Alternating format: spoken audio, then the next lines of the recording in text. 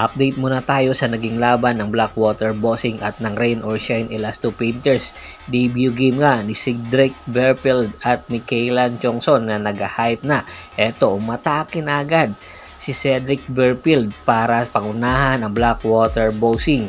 Samantalang ang Rain or Shine naman, sasandalan si Kaylan Chongson at ang kanilang import na si Aaron Poller, na kung saan sa unang pagsabak pa lang ni Cedric Berfield, 8 sunod na puntos na agad sa score na 97-110. Nanalo nga ang Rain or Shine Elasto Painters sa pangunguna ni Kaylan Chongson at ng kanilang import na si Aaron Poller. At ito yung pass break ng Blackwater Bossing kay James Quicote.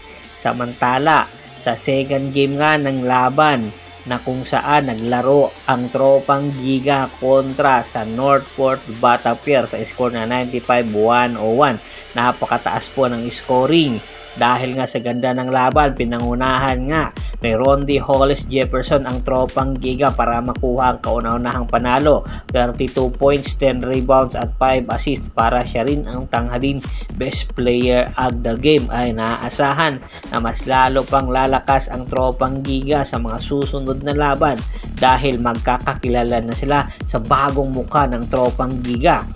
Ito nga, matapos nga ang naganap na 3-team trade, rather blockbuster trade ng Barangay Ginebra San Miguel at ng Terra Firma Jeep, na kung saan inaabangan na nga ang magiging debut game ni Stephen Holt para sa Barangay Ginebra, samantalang si Christian Stan Hardinger at Stanley Pringle naman sa Terra Firma Jeep.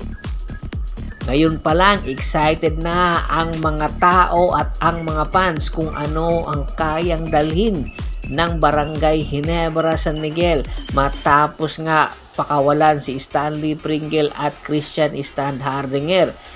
Matagal din naglaro si Stanley Pringle para sa Barangay Ginebra San Miguel at nakakuha ng ilang kampyonato. Ganon din itong si Christian Stan Hardinger na napamahal na nga sa mga fans ng Barangay Ginebra San Miguel. At napakaganda nga ng naging performance nito sa nakaraan konferensya. Marami tuloy ang katanungan, ano nga ba ang nababalot na hiwaga between management ng Barangay Ginebra kay Coach Tim Con at kay Christian Stan Hardinger na drama. Hindi pa ito na ilalabas, kaya tiyak anytime kung posibleng sumabog ito, tiyak ilalabas ito.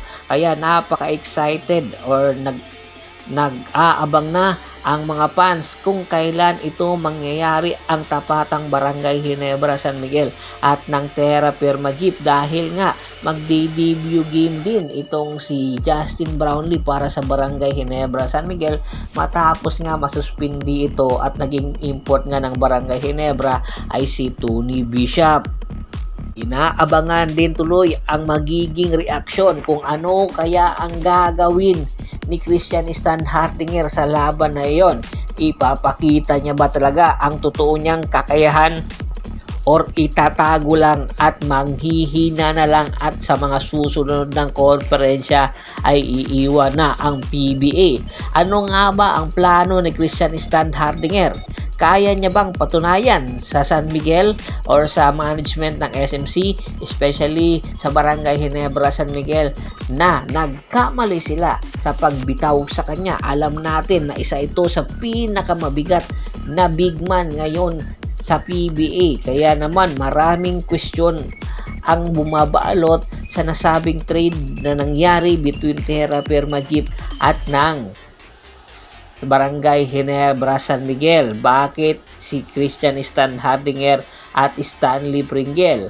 Marami ang nagsasabi panalo ang Barangay Ginebra sa nasabing trade negotiation dahil nga nakakuha ng mas batang player kaysa sa Terra Firma Jeep na kay Stanley Pringle nagkakaedad na ngayon ng 38 years old at anytime ay posible nang magretiro.